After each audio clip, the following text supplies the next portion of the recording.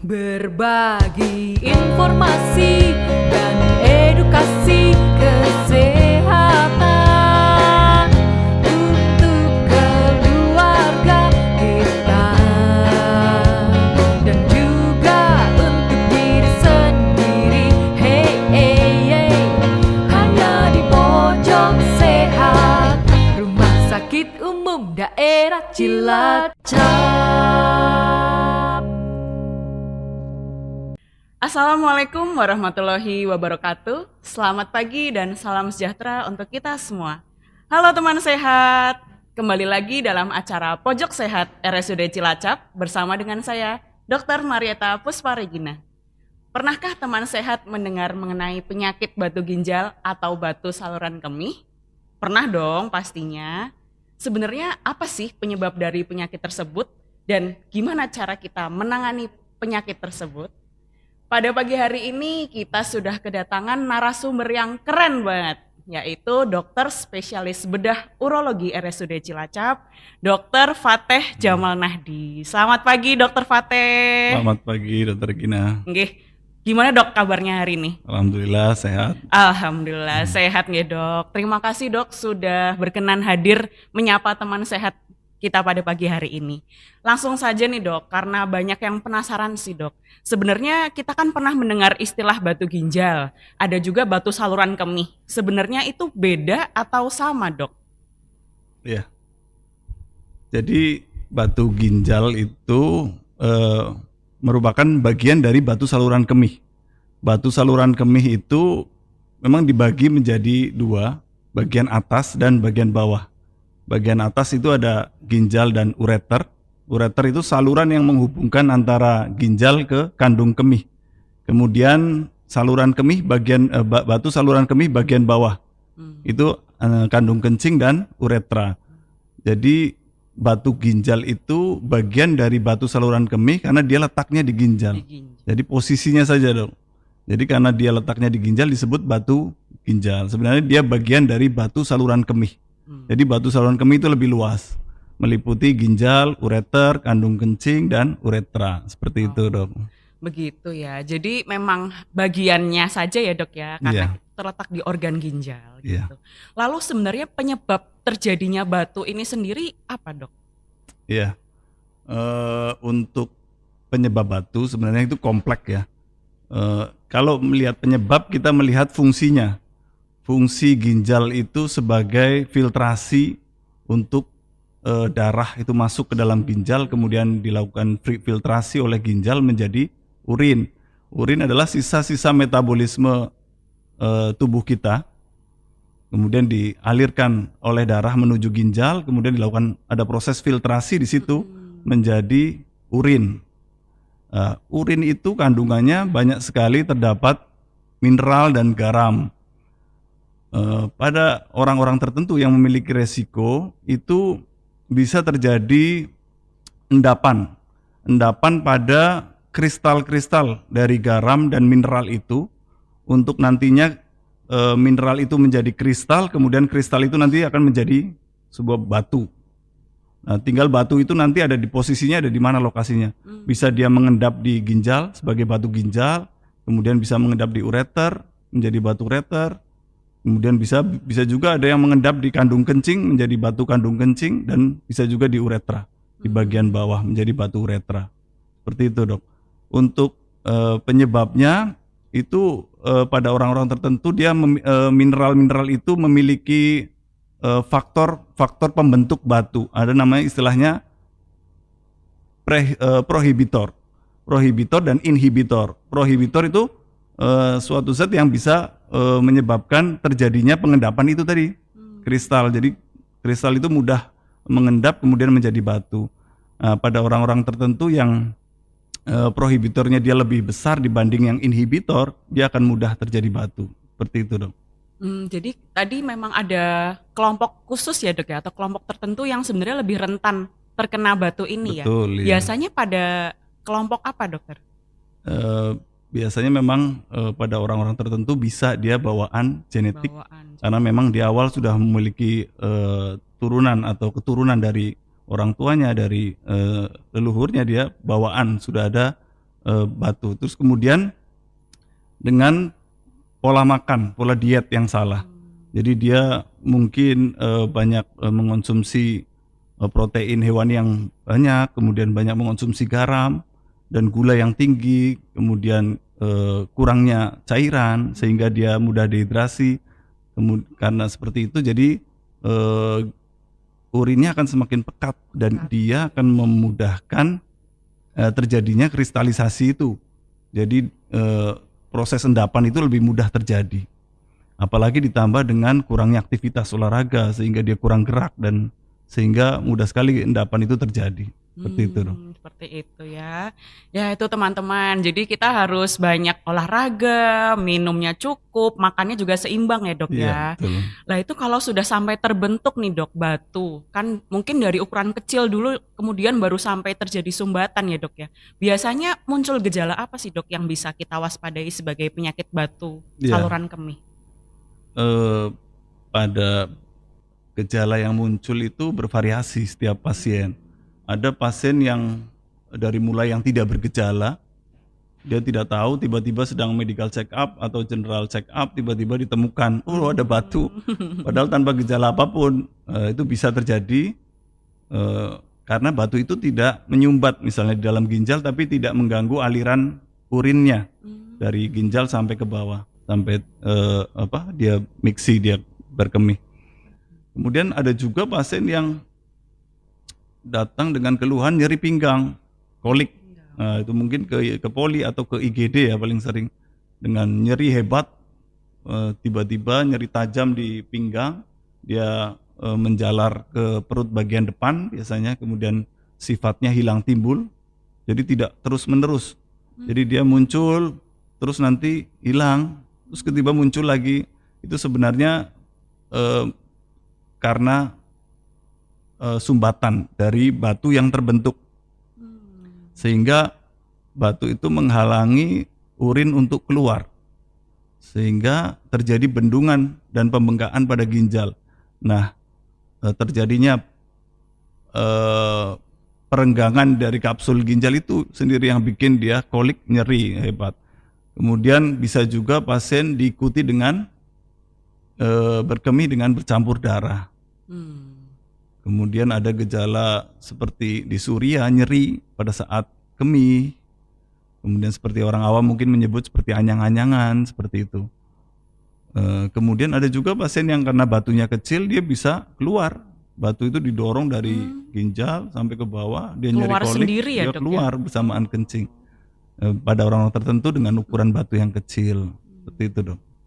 Jadi memang beragam ya dok ya. Biasanya kalau sudah terbentuk sumbatan baru ada gejala ya dok ya. Betul ya. Oke, berarti dok kalau misalnya pada pasien atau keluarga kami sudah ada yang terkena batu ya dok ya, itu ada penanganan khusus atau bagaimana dokter yang bisa diberikan pada pasien ini? Iya, untuk penanganan memang kita melihat dari faktor batu dan faktor pasien itu sendiri dok. Jadi pertama kita melihat faktor batu. Misalnya pasien datang dengan kolik gitu, nyeri pinggang, kita diagnosis dulu. Biasanya kita melakukan pemeriksaan USG, kemudian pemeriksaan CT scan. Sebenarnya kita mau melihat pertama itu ukuran batu, kemudian kita lihat lokasi batu itu ada di mana posisinya. Apakah di ginjal, apakah di kandung kencing, atau di ureter, atau di uretra. Kita lihat posisinya di mana. Kemudian jumlahnya berapa, batu itu berapa jumlahnya, 1, 2, atau multiple, banyak gitu. Terus kita melihat juga dengan CT scan yang RSUD punya ini, kita sudah bisa melihat seberapa keras batu itu. Jadi kita menilai dengan Hounsfield unit namanya. Jadi kita melihat kekerasan dari atau densitas dari batu itu sendiri. Nah, itu sangat berguna pada saat kita menentukan terapi apa yang akan kita pilih. Seperti itu. Terus kemudian dari faktor pasien kita melihat harapan pasien itu apa? Apakah dia ingin segera karena dia mungkin mobilitasnya tinggi, dia bekerja yang harus segera kerja, dan jadi atau kita bisa melihat juga dari faktor pasien, apakah kondisi pasien seperti apa, apakah dia usia lanjut, ataukah dia ada komorbiditas itu yang menjadikan kita pilihan. Apakah ada infeksi atau tidak di saluran kemihnya? Itu salah satu pertimbangan kita untuk menentukan alternatif pilihan itu untuk pasien. Oke. Misalnya memang ternyata sudah dibutuhkan tindakan operasi, Dok. Itu ada apa saja, Dok? Terutama yang di RSUD Cilacap punya, Dokter. Oh ya.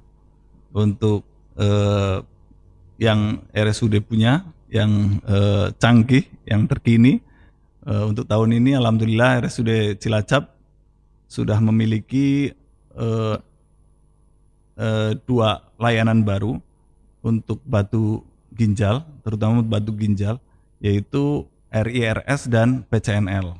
RIRS dan PCNL Iya. ya, Dok. Apa itu, Dok? Bedanya apa, Dok? Untuk RIRS itu kita menggunakan teknologi laser. Jadi kita melakukan endoskopi melewati saluran bawah sampai ke ginjal. Jadi kita teropong itu saluran kemihnya sampai ke ginjal, dan nanti di ginjal alat itu bisa seperti model ini, Dok, seperti belalai gajah.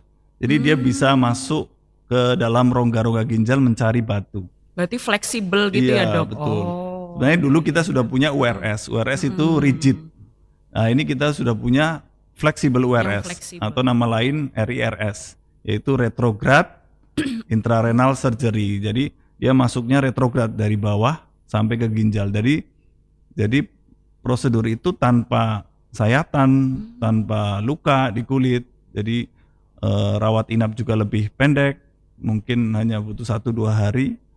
Kemudian rasa nyeri juga lebih minimal karena kita tidak membuat luka di kulit. Terus kemudian dapat menjangkau di seluruh rongga di ginjal, seperti itu. Sedangkan untuk PCNL itu singkatan dari percutaneous nephrolithotomy. Jadi gambarannya itu kita membuat saluran atau ya saluran dari kulit di pinggang pasien sampai ke dalam ginjal. Jadi memang Lukanya kecil Dia- atau besar itu, Dok? lukanya mungkin sekitar 1 cm. Oh, kecil ya, Dok, Iya. ya? Kita membuat luka 1 cm, kemudian kita masukkan dilator atau semacam terowongan gitu sampai ke ginjal. Terus kemudian di dalam ginjal kita hancurkan batu dengan teknologi yang kita punya, ada laser, kemudian pneumatik, kemudian ada ultrasound. Jadi kita bisa menggunakan 3 modalitas ini untuk menghancurkan batu. Seperti itu. Jadi memang canggih ya, Dok, ya sekarang kita dan sudah punya di RSUD Cilacap ya, Dok, ya. Jadi teman sehat nih kalau mengalami ternyata keluhan sakit di ginjal atau mungkin pipisnya tidak lancar atau mungkin sakit, ada darah, itu jangan ragu ya, Dok, ya, untuk periksa karena ternyata mungkin indikasi batu ginjal itu ya. Dan di sini kita bisa lakukan penanganan yang minimal invasif ya, Dok, ya. Betul, Jadi ya. mungkin rawat inap nggak lama, kemudian tidak perlu waktu lama untuk penyembuhan luka operasi gitu ya, Dok. Jangan takut untuk berobat ke RSUD Cilacap dan Dokter Fateh. Nah, Dokter, misalnya nih saya takut ya untuk berobat, itu kan kadang orang takut untuk berobat, terus habis itu saya tahan-tahan sakitnya. Kira-kira kalau sampai nggak ketahuan lama nih, Dok, batu saluran kemih, batu ginjal dalam tubuh kita tuh bahayanya apa ya, Dok, ya? Iya. Untuk batu itu sebenarnya kalau dia yang kita takutkan itu sebenarnya batu itu menyumbat itu, Dok. Ada Menyumbat. sumbatan itu. Begitu ada sumbatan kan terjadi gangguan aliran kencing. Aliran urinnya itu terganggu sehingga mudah terjadi infeksi pertama. Infeksi ya. Terus kemudian yang jelas akan menurunkan fungsi ginjal. Nah, itu yang riskan, yang beresiko. Karena apa beresiko? Sebenarnya kategori kolik itu masuk emergensi karena kita menyelamatkan dari si nefron ini, sel ginjalnya. Sel ginjalnya Iya, ya. namanya nefron. Kita jangan sampai sel nefron di ginjal itu rusak terlalu banyak. Karena ada sumbatan kolik itu sehingga urin tidak turun, ginjal bermasalah. Infeksi dan terjadi penurunan fungsi ginjal. Nah, itu yang harus segera ditangani, Dok. Jadi mungkin pasien akan mengalami kolik terus kemudian diberi obat penghilang sakit, hilang sakitnya. Tapi sumbatannya dibiarkan terus-menerus, akhirnya lama-lama ginjal akan rusak. Ginjalnya yang rusak. Iya, dia akan mengalami gagal ginjal. Walaupun mungkin ginjal misalkan satu bermasalah, masih dikompensasi dengan yang sebelahnya, yang satunya. Tapi kan kita sangat disayangkan ginjal rusak hanya karena batu dan tidak ditangani segera. Seperti itu, Dok. Malah kadang batu ini juga muncul dari segala usia ya, Dok ya. Bisa dari muda tuh ada yang sudah mulai muncul gejala batu ini. Iya, bisa terjadi pada semua usia, tapi dia puncaknya itu biasanya pada orang-orang usia 30 sampai 50. Kenapa tuh, Dok? Jadi ya, Biasanya usia produktif ya. produktif ya. Lupa minum mungkin ya, Dok. Kurang cairannya kurang. Mungkin dia udah mulai banyak bekerja di luar, panas, dia dehidrasi. Terus kemudian mungkin faktor makanan gitu. Terus kemudian kalau untuk prevalensinya laki dan perempuan, laki lebih banyak. Oh, laki-laki lebih Iya. banyak. Jadi bisa dibilang 2 atau 3 banding 1. Oke, mungkin ini terakhir nih, Dokter, untuk teman sehat di rumah, kira-kira ada, Dok, tips untuk mencegah terjadinya penyakit batu saluran kemih ini, sehingga yang di rumah nih nggak sampai jadi pasiennya Dokter Fatih loh sebenarnya. Iya. Sebenarnya untuk mencegah itu ya sederhana sebenarnya, Dok. Kita melakukan pola hidup sehat dengan cairan yang cukup, dengan makanan yang kita makan, makanan yang sehat. Jadi mungkin hindari makanan-makanan olahan, makanan-makanan kemasan atau minuman kemasan, minuman botol gitu. Kita hindari, kita perbanyak cairan air putih. Kemudian dengan olahraga yang cukup. Olahraga yang cukup ya saya sering anjurkan pasien itu untuk jogging, untuk skipping, untuk jumping jack itu juga bisa. Untuk tujuannya seperti batu-batu kecil gitu supaya dia bisa turun, bisa keluar gitu. Bisa keluar. Dengan jogging rutin. Kemudian ya tadi yang paling penting sebenarnya perhatikan pola makan ya. Jadi yang dianjurkan itu menghindari protein hewani, jangan terlalu banyak. Kemudian garam tinggi, yang tinggi garam itu juga dihindari. Kemudian cairan juga harus diperhatikan. Saya selalu mengingatkan pasien untuk melihat urin. Jadi kencingnya sendiri harus dilihat apakah dia itu jernih ataukah pekat. Nah, kalau pekat mungkin itu salah satu indikator bahwa pasien itu kurang cairannya gitu. Jadi dia harus minum lagi. Kalau untuk ukuran menggunakan cc 30 sampai 50 cc per kilogram berat badan per 24 jam per hari. Itu jumlah cairan yang harus kita minum, Dok. Iya. Jadi minimal ya kalau misalkan kita pakai angka yang paling tinggi 50 misalkan. Dokter Regina beratnya berapa? Beratnya 50 kilo plus. 50 kali. Misalnya 50 kilo, Iya, Dok. 50 kali 50 kan sudah 2,5 2.500. Jadi 2,5 liter iya, itu. iya. Berarti Air putih minimal 2,5 harus dikonsumsi liter. dalam 1 hari. Seperti itu dong. Ternyata cukup banyak ya, Dok ya. Ternyata saya juga masih kurang nih, Dok, untuk minum air putihnya. Oke, jangan lupa tadi 30 sampai 50 cc per kilogram berat badan. Di rumah dipraktekkan, kita harus cegah sama-sama penyakit batu saluran kemih ini. Baik. Dok ya. Baik, ini terima kasih banyak ya, Dokter, sudah berkenan hadir pada pagi hari ini. Ilmunya sangat bermanfaat, sangat lengkap, tentunya bisa diaplikasikan untuk teman sehat di rumah. Dan juga terima kasih banyak untuk teman sehat sudah menyimak dari awal sampai akhir. Saya Dr. Regina beserta segenap kru yang bertugas pamit undur diri. Wassalamualaikum warahmatullahi wabarakatuh. Sampai jumpa.